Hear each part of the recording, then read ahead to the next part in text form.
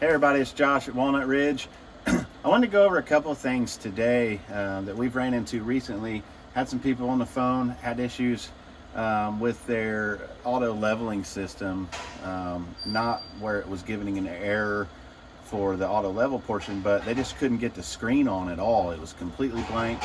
Tried talking them through a bunch of stuff on the phone, checking for, which we've talked about in other videos, but some of these inline fuses, you have these thermal breakers that are self-resetting. Turns out on the one we were working on that actually wasn't self-resetting. It had a little button that popped out you had to push, but it was difficult for the customer to see or be able to find while they're out on the road. So we had to talk them through manually running the jacks to get them all up.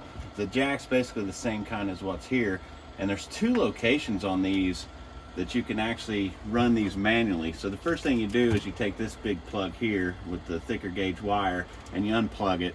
That way the motor's not going to lock up on you when you try and run it. But there's a plug on the top that you can take off, and then that requires I believe a 3/8 drive ratchet, so the square ratchet like you would use on a socket and ratchet, the 3/8 size.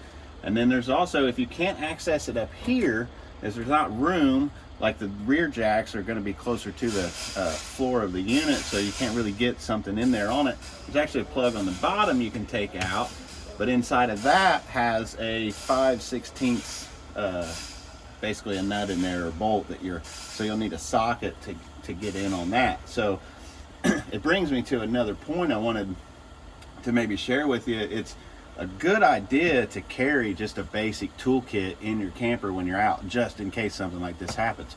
People we were talking to was in a state park, so DNR is getting a little antsy, wanting the people to get out there, because as you know, there's lots of people camping this year, and there's just not the open spots for people. So you need to get one out on the day they're supposed to be out, so the next people can come in. So very important. Luckily for those people, they had the tools.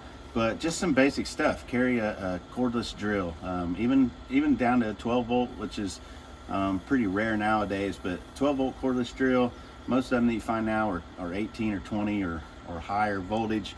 A basic bit set to go with it, including a number 2 square, which is probably the most common one you're going to find in a trailer to be able to access stuff. Sometimes they'll put covers over this stuff, you can't really see it, and you may have to take some screws out to get to it. Some sockets, ratchet stuff that you can fit in your jacks, anything that you have that you might have to manually run to break down camp, like your slide out or these, you should have those tools with you. And then just some basic hand tools, because you never know when you're out on the road what's going to happen. And fortunately we were able to over the phone talk these folks how to get the jacks up so they can get it into us for some service. So just a good idea. Go out and get some basic tools. Another good thing would be a multimeter to check some electrical stuff, or a test light at the very minimum. So get that stuff, throw it in the camper, so that way you don't have a stressful day trying to tear down camp and go home. And hopefully you never have to use them, but it's a good idea to have them. So thanks.